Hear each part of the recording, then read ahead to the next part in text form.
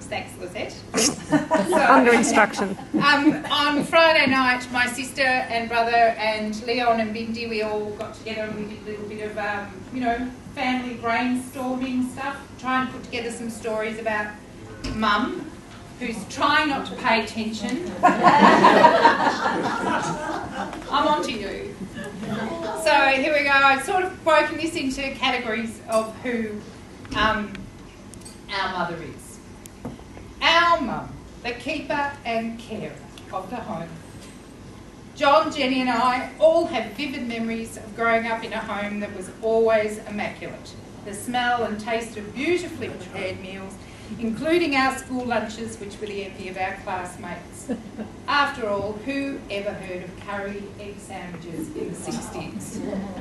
Images still recalled of homemade baked goodies, including 3-foot-high sponge cakes waiting for us on our return from school.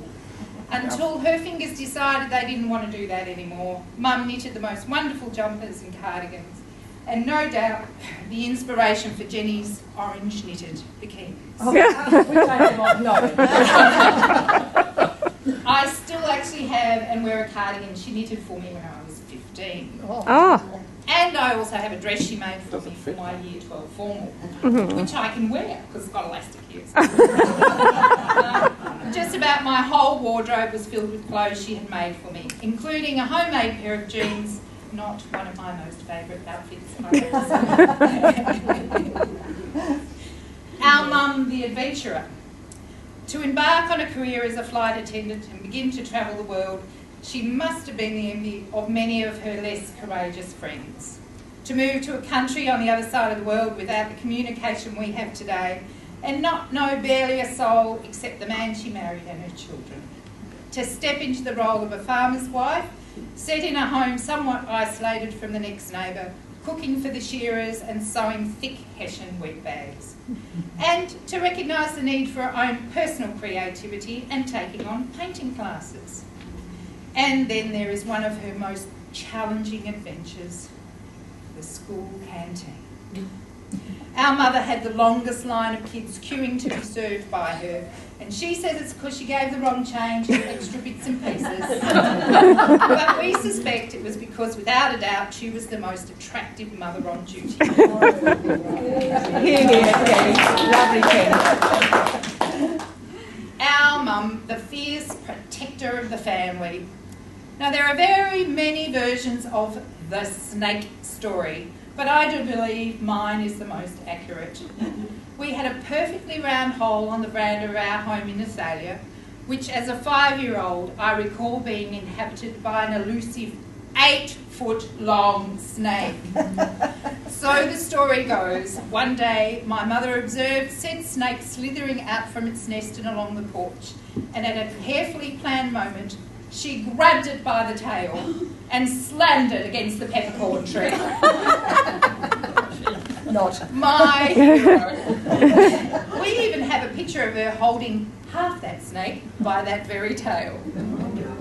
When we first moved to Dandenong, much around our home was still not developed and we were not far from a wetlands area. And it was here that a 20-foot goanna appeared while Mum was hanging out the washing. 20 foot? 20 foot. On went the Steve Irwin hat, and without thinking twice, she had it trapped under the washing basket long before the war cries reached my ears and I arrived by her side. Again, I was in awe. Mum, the quietly subtle and non-judgmental parent. Mum must have been very proud of her creative eldest daughter following in her footsteps when she asked for the empty streets ice cream tin so that she could paint it green and no doubt fill it with her treasures. Imagine her delight when she discovered said tin at the back of Jen's bedroom cupboard, filled to the brim with butts of countless episodes spent hanging out the bedroom window, fagging away with her best friend Robin.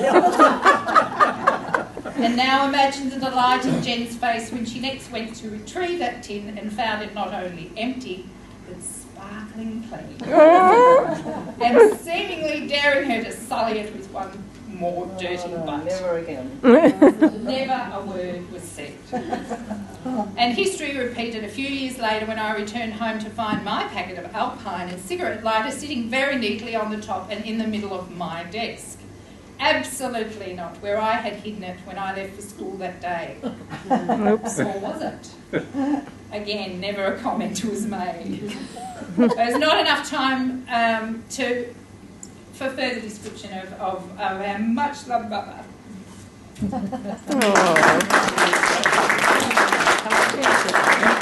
It's your fault.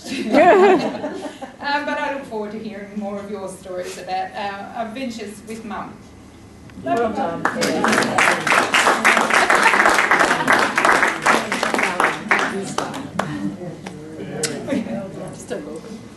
And I think Leon now has something to say. Oh,